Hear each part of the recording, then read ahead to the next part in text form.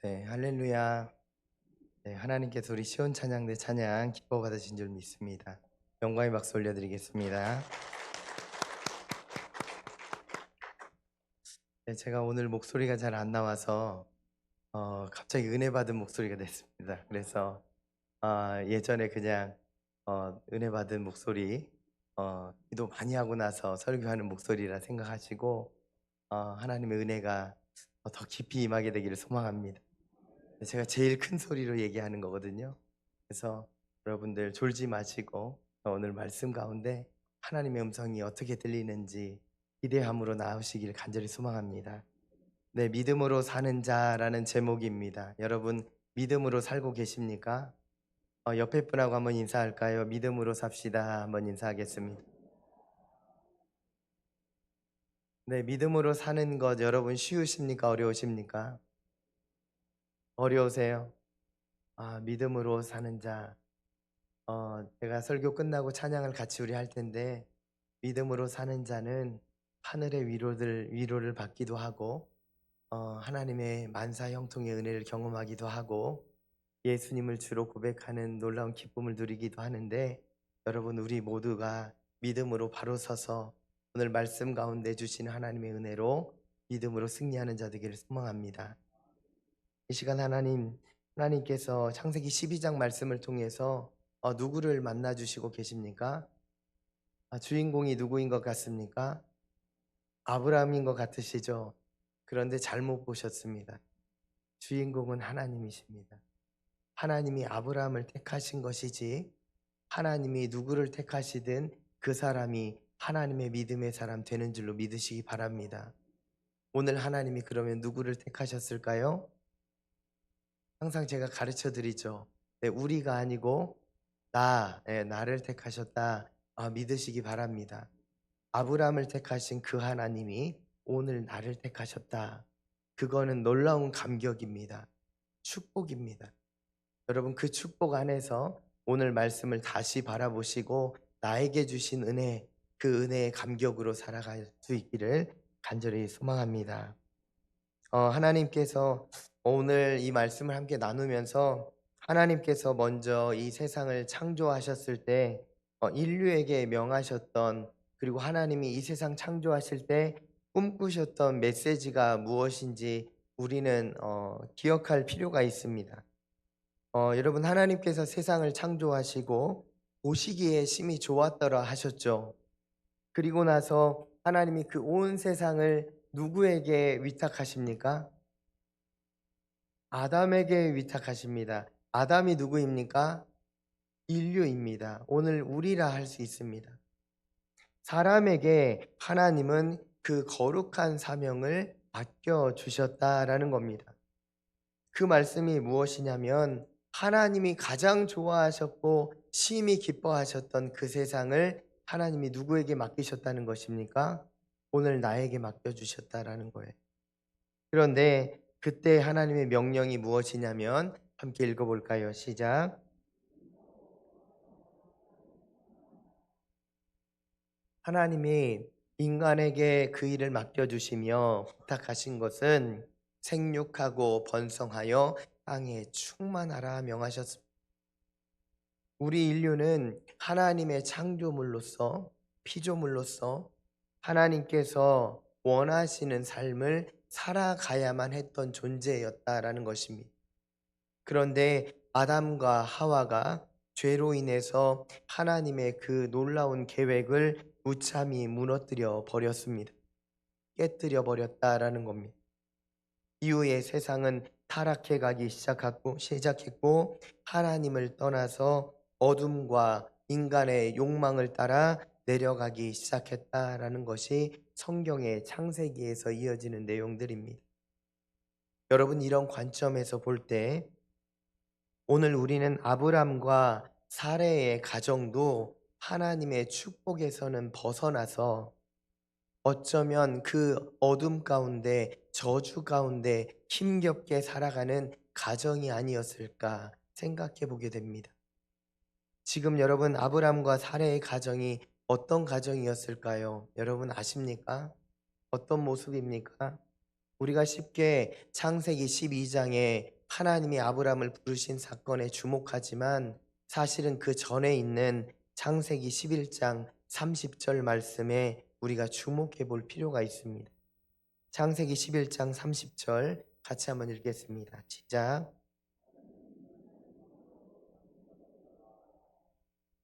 사레가 임신하지 못해서 자식이 없어서 고통 중에 있었다라는 것입니다. 사레가 누구입니까? 아브라함의 아내입니다. 지금 아브라함의 가정은요, 축복의 삶이 아니라 저주의 삶이었다라는 거예요. 죽을 만큼 힘든 삶의 여정이 있었다라는 것입니다. 왜 그러냐면 당시 셈족이었던 데라와 아브라함의 족보를 보면 잘 알 수 있습니다. 아브라함은요, 한 씨족의 종손으로 대를 이어야 할 사람이었습니다. 그런데 그 셈족의 족장이었던 데라에서 이제 아브람으로 이어지는 셈족의 족보가 끊어지게 될 정을체절명의 위기의 상황에 있었다라는 거예요. 누가 그렇습니까? 아브라함과 사레가 그랬다는 것입니다. 그 이유는 그 슬픔의 이유는 아브라함과 사레 사이에 아들이 없었기 때문입니다. 여러분 우리나라는 이 내용들을 잘 이해합니다. 문화적으로. 대를 이어야 한다라고 하면서 아들을 낳느라고 딸을 5명, 7명 낳는 가정들 여러분 예전에 많이 보시지 않으셨습니까? 그 고통을 여러분 누가 알겠습니까? 아들이 나와야 되는데 딸이 나오는 겁니다. 계속해서 반복적으로 이어지는 그 고난과 고통의 현장, 살아본 분들은 알 수 있지만 살아보지 않은 분들은 이해할 수조차 없습니다. 그런데 지금 아브라함과 사라의 가정은요, 그보다 100배 더 힘듭니다. 모든 가족, 그 가문의 대를 이어가야 할 그 가정에 딸도 아니고 아들도 아니고 아무도 없습니다. 그 아픔의 가정에 정말 하루하루 숨쉬기 힘든 가정에 하나님의 말씀이 들려지기 시작했다라는 것이 중요합니다. 오늘 1절 말씀이 들려지는데요. 같이 읽어보겠습니다. 시작. 여호와께서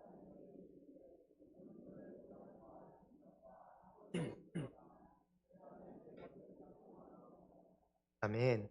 지금 하나님의 말씀이 아브라함에게 들려졌습니다. 당시 고향과 친척과 아버지의 집은 시족 공동체의 위계 질서를 가리키는 절대적 표현입니다. 가부장적인 사회 속에서 인간의 세상을 단적으로 보여주는 표현이 바로 이 표현이다라는 것입니다. 그런데 시족 사회에서 눈치 보면서 어쩌면 불행 중에 살아가던 셈족의 장자 아브람을 하나님이 오늘 택하셔서 그 세상의 아픔의 자리에서 그를 건지시고 새로운 하나님 나라의 출발점에 세우셨다라는 것입니다. 여러분 이것은 굉장히 놀라운 일입니다. 세상에서 고통받아 죽을 지경에 이르렀던 그 한 사람을 하나님이 택하셔서 하나님의 나라의 첫 시작의 출발점에 세우셨다. 아브라함은요, 하나님의 새로운 창조의 시작점에 서 있습니다. 어쩌면 아담과 같은 자리에 서 있는지도 모르겠습니다. 다시 시작하는 하나님 나라의 출발선에서 지금 하나님이 일방적으로 택하셔서 세우신 사람이 바로 아브라함이었다라는 것입니다. 이제 하나님의 은혜가 그에게 임합니다. 2절 말씀 같이 한번 읽겠습니다. 시작.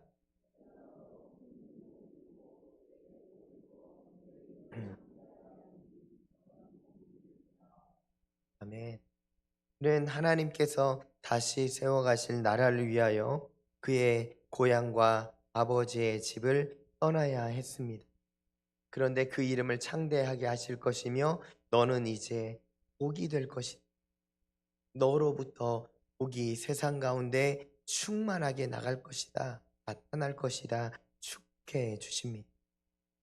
여러분 얼마나 두렵고 떨리기도 하고 기대하고 기쁘기도 하겠습니까?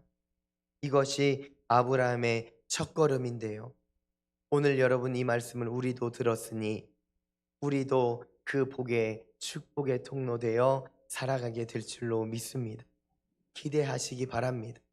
하나님이 고통의 자리에서 일으키셔서 하나님의 나라의 첫 출발점에 세우신 아브라함처럼 우리를 이 땅에 세우셨다라고 믿으시고 주어진 삶의 자리에서 하나님의 복을 통로되어 살아가는 우리 되기를 소망합니다. 오늘 말씀 12장 3절을 같이 한번 읽어볼까요? 시작. 너를 축복하는 자에게는 내가 복을 내리고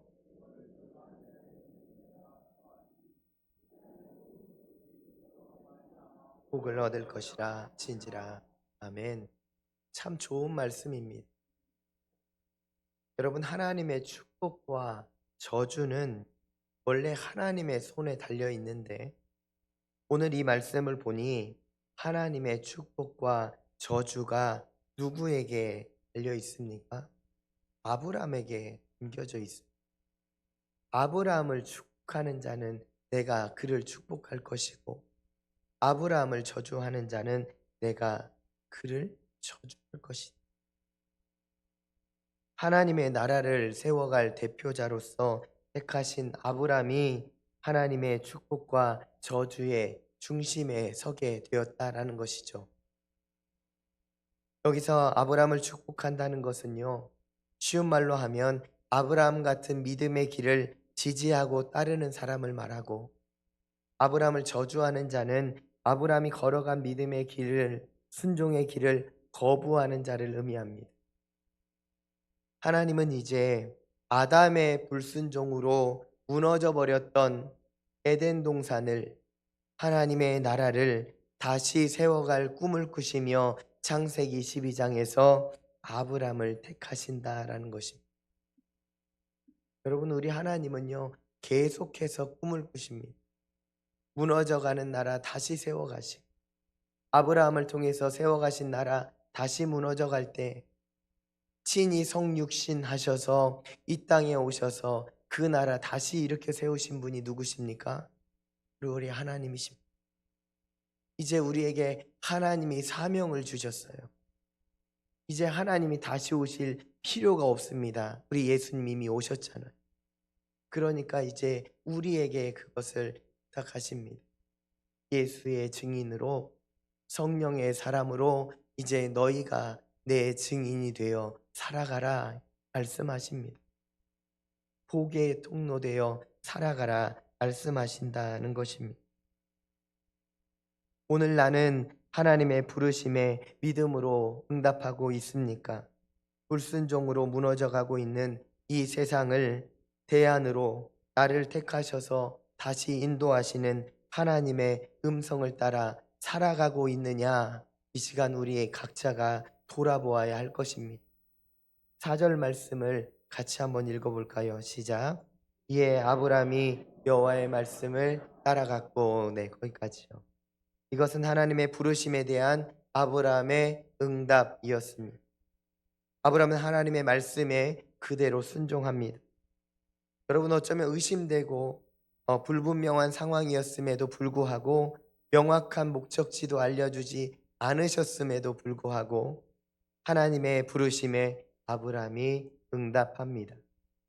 부르심을 받은 후 하란에서 가나안까지 아브라함이 이동하게 된 것은 굉장히 먼 거리입니다. 서울과 부산을 왕복하는 거리 정도 됩니다. 이 과정은 미리 계획된 바 없었지만 아브라함은 오직 하나님의 말씀에 순종함으로 이 길을 걸어갔다라고 성경은 이야기합니다. 우리가 여기서 주목해 보아야 할 것은 무엇일까요? 히브리서 11장 8절 말씀인데요. 같이 한번 읽어보겠습니다. 시작. 믿음으로 아브라함은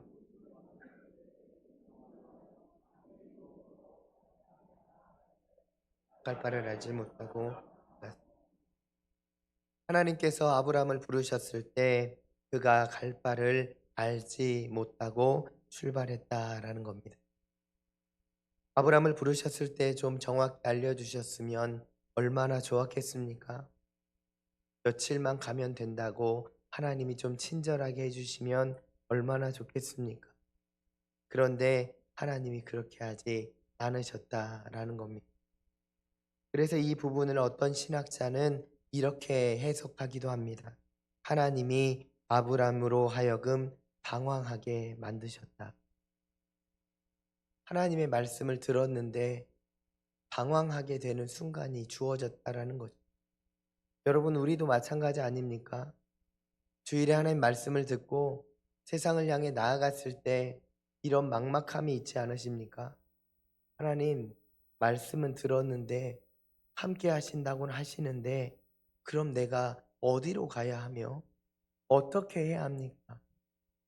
여러분, 궁금하지 않으십니까? 매일마다 저 고민이지 않으십니까? 그런데 하나님이 약속하신 그 길은요, 이렇게 응답됩니다. 7절 말씀 같이 한번 읽어보겠습니다. 시작. 여호와께서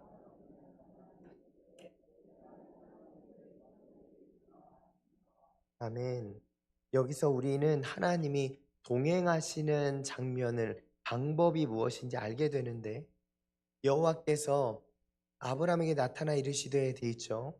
이거는 가나안 땅으로 걸어가는 도중에 거의 도착했을 어느 시점을 의미합니다.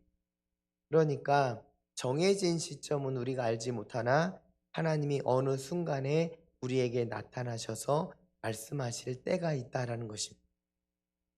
여러분, 우리 인생도 마찬가지예요. 매일 알려주시면 좋겠지만 살아가다 보니 어느 순간 하나님이 응답을 주시더라. 이것은 우리의 믿음의 고백입니다. 걸어가다 보니까 하나님이 결국 깨닫게 하시더라. 그 자리가 바로 지금 아브라함이 만났던 하나님을 만난 자리입니다. 아, 하나님 살아 계셨군요. 옆에서 말씀해 주시니 감사합니다. 고백하는 아브라함의 모습이 여러분 떠오르지 않으십니까? 함께 계시지 않는 것 같은 착각이 들 정도로 철저하게 침묵하셨던 하나님이 이제 다시 나타나셔서 그에게 말씀해 주셨다라는 것입니다. 여러분, 우리도 하나님 다시 믿음으로 바라보아야 합니다. 다시 눈을 열어 하나님을 바라보시기 바랍니다. 이것이 바로 믿음으로 사는 자의 모습입니다. 여러분, 이 삶은요, 오늘 우리에게도 동일하게 주어진 삶의 자리입니다. 우리도 오늘 말씀을 듣고 결단하고 세상을 향해 나아가지만 그때마다 머릿속에 드는 생각이 하나님 나와 함께 계십니까? 입니다. 그러나 염려하지 마시고 걱정하지 마시기 바랍니다. 왜냐하면 하나님 분명히 우리와 함께 계시기 때문입니다.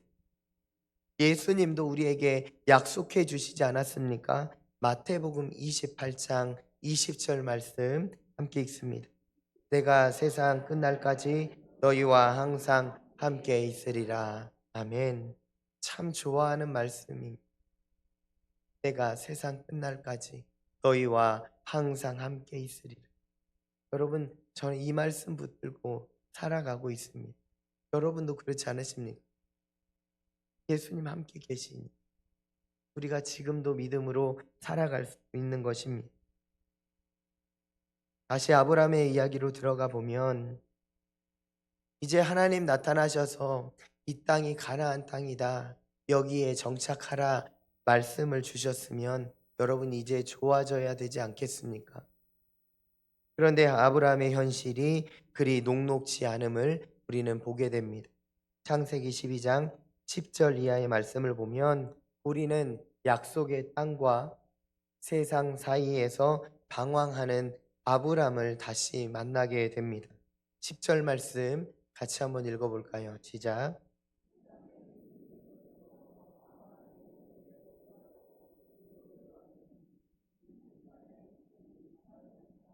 아멘. 아브람은 분명히 하나님의 약속을 믿고 가나안 땅에 도착했습니다.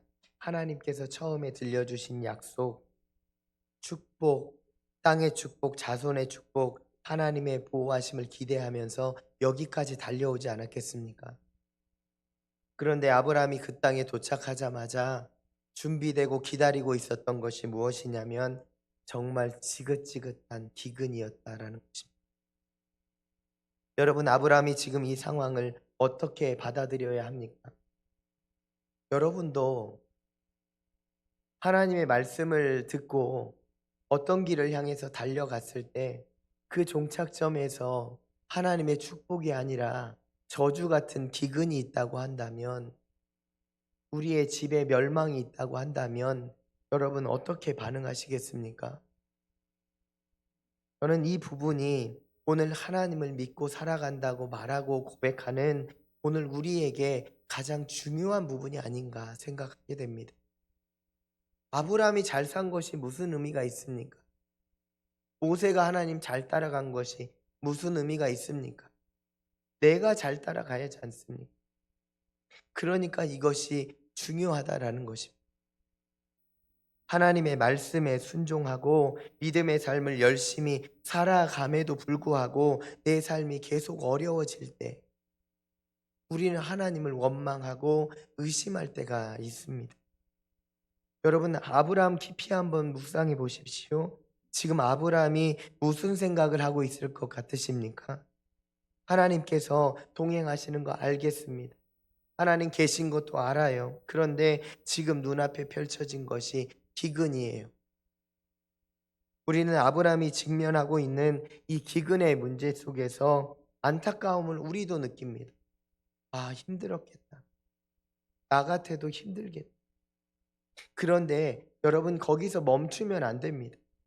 우리가 공감해 주려고 신앙생활 하는 게 아니지 않습니까? 그러면 여기서 아브라함이 놓친 것이 무엇인지 우리는 발견해야 됩니다. 그것이 창세기 12장 1절에서 3절인데요. 하나님이 주신 약속을 아브라함이 기근을 보고 잊어버렸다라는 것입니다. 문제가 생기니 하나님의 약속이 없어져 버렸다는 거예요. 하란에서 가나안으로 내려올 때 여러분, 아브라함이 이렇게 무기력했습니까? 아닙니다. 당당하게 믿음으로 하나님 의지하면서 가나안 땅까지 왔을 거예요. 그런데 이제 기근을 만나니까 아브라함이 힘이 쭉 빠져버린 거예요. 그래서 하나님을 바라보지 못하고 결국 어디를 향해서 내려갑니까? 애굽을 향해서 내려가 버렸다라는 것입니다. 하나님을 향한 눈을 닫고 세상을 향한 눈을 열어버렸다라는 것입니다. 한마디로 표현하면 하나님을 향한 아브라함의 불신앙입니다. 믿음이 없어졌습니다. 여러분, 우리도 하나님 말씀 앞에서 불순종할 때가 있습니다. 믿음의 삶을 잘 살다가도 어려움을 만날 때, 힘든 일을 만날 때 우리는 하나님을 의심할 때가 있다라는 것입니다. 이럴 때 우리가 쉽게 택해 왔던 것이 무엇입니까? 그것은 바로 한번 읽어볼까요? 내 생각대로 행동해 버린다라는 것입니다. 우리도 어려운 일을 만나게 되면요, 하나님께 기도합니다. 그런데 기도 응답이 빨리 오지 않으면 우리도 급한 마음에 생각대로, 내 생각대로 행동해 버립니다. 아브라함도 그랬을 겁니다. 아브라함도 하나님께 기도했을 거예요. 하나님, 어떻게 해야 합니까? 그런데 하나님의 응답이 없자 아브라함은 기근을 피해서 기근이 없는 애굽 땅으로 내려가게 된 것입니다. 결국 아브라함이 애굽으로 내려가서 그곳에서 엄청난 시련을 만나게 되었죠. 자기 목숨을 구하려고 아내 사례를 누이라고 속여서 아내를 애굽 왕 바로에게 빼앗기기도 하고 자신의 목숨을 정말 위태롭게 하기도 했습니다. 그런데 하나님이 택하신 사람이잖아요. 하나님이 내버려 두지 않으시고 그를 강권적으로 역사하셔서 그곳에서 빼내 주셨다라는 거죠. 아내를 되찾고 다시 아브라함이 하나님 앞에 붙들려서 어디로 올라왔습니까? 다시 가나안 땅으로 온 것입니다. 괜히 내려간 것입니다. 다시 올라와야 합니다. 아브라함이 애굽에서 가나안 땅으로 하나님께 끌려오면서 여러분 무슨 생각을 했을 것 같습니까? 하나님, 죄송합니다. 하나님 잘못했습니다. 하나님 말씀을 잊어버렸습니다. 저의 믿음 없음을 용서해 주시고 다시는 하나님을 떠나지 않게 하옵소서. 여러분 기도하지 않았겠습니까? 사랑하는 성도 여러분, 오늘 우리도 그런 삶을 살아가고 있지는 않은지요? 이 세상을 살아갈 때 늘 평안할 수 없고 여러 가지 문제가 있지만 그 속에서도 넘어지고 쓰러졌지만 다시 일으켜 주시는 하나님 앞에서 우리도 이렇게 기도하고 있지 않습니까? 매일 하나님 앞에 오셔서 하나님 한 주간 죄를 지으며 살았습니다. 지난주에도 죄인으로 살았습니다. 하나님 말씀 따라서 살지 못했습니다. 용서해 주십시오. 우리도 매일 그렇게 살지 않습니까?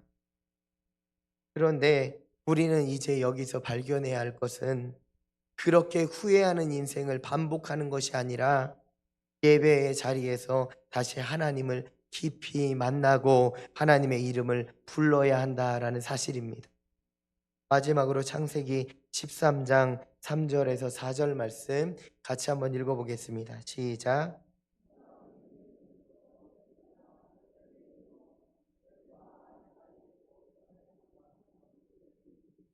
그렇죠.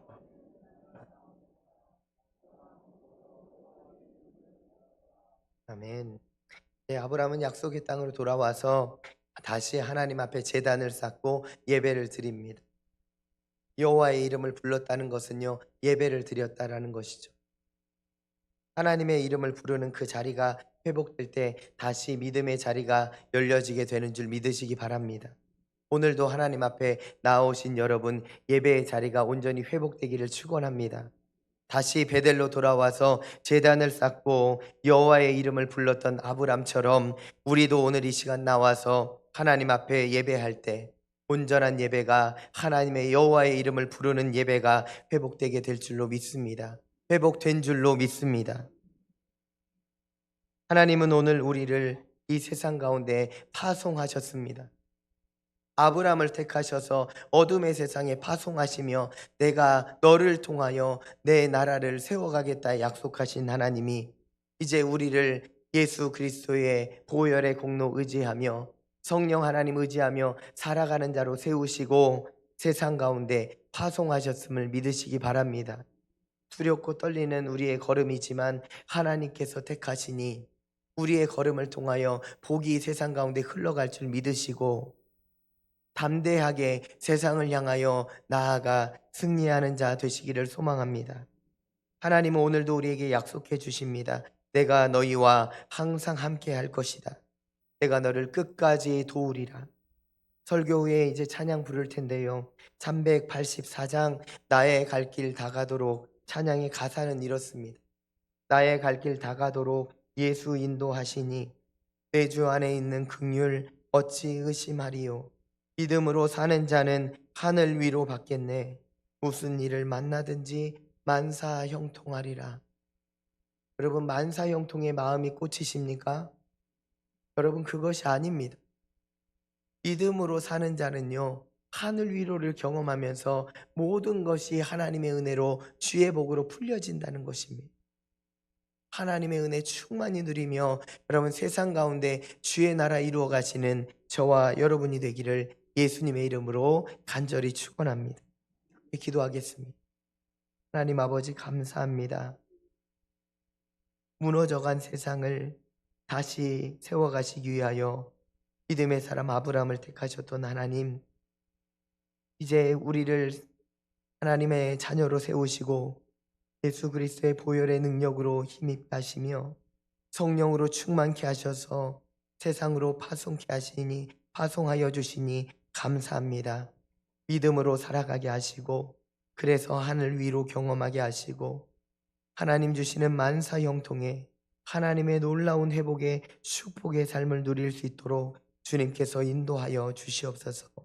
우리 가정을 일으켜 세워주시고 우리의 삶의 자리를 일으켜 세워주시고 우리 교회를 세워주시고 나라와 민족을 굳건히 세워주셔서 하나님의 나라 거룩한 나라 이루어갈 수 있도록 주님 역사하여 주시옵소서. 오늘도 우리의 걸음을 인도하실 예수님의 이름으로 간절히 기도하옵나이다. 아멘.